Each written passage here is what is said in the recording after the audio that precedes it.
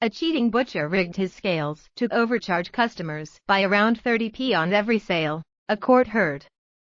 Matthew Butler secretly stuck 1.7 ounces of coins to the scales with Blu Tack, allowing him to charge shoppers full price for less meat. He was caught after undercover trading standards officers visited Muddy Pig Butchers in Willenhall, West Midlands.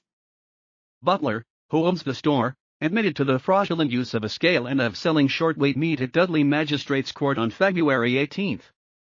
He was fined and ordered to do 200 hours of unpaid work to give back to the community of customers he had cheated. The court heard Mr. Butler had altered his scales deliberately to con customers out of additional cash by giving a false impression of the weight of produce they were buying. An investigation was launched after Walsall Council received a number of complaints about the sharp practice in 2019 and dispatched undercover trading standards officers to the shop. They posed as customers asking for stewing steak in October and November that year, and discovered that they were sold 1.7 ounces short of the weight they had asked for.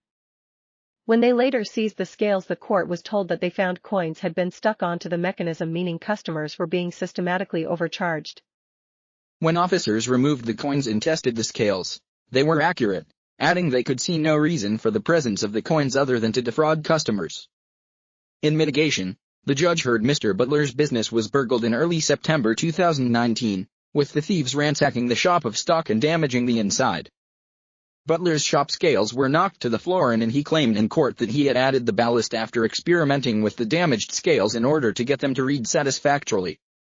But the court rejected his explanation, and he was ordered to pay costs totaling £1,798 and given an 18-month community order of 200 hours of unpaid work.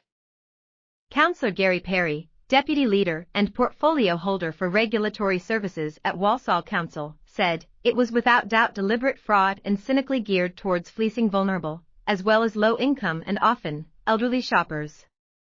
It is a sad truth that while loyal customers were supporting this butcher's business with their custom and in good faith, he was cheating them. Just by using this set of dodgy scales within the 2-month period of our initial investigations, meant that many customers would have been overcharged by roughly 30p per item. Anyone buying 3 or more items in one go would be losing £1 for every shopping trip made, and that's just one person. As the judge ordered, it is only right that those customers cheated in this way are compensated by way of his community and compensation order. Mr. Butler must therefore give back to the community from which he has taken.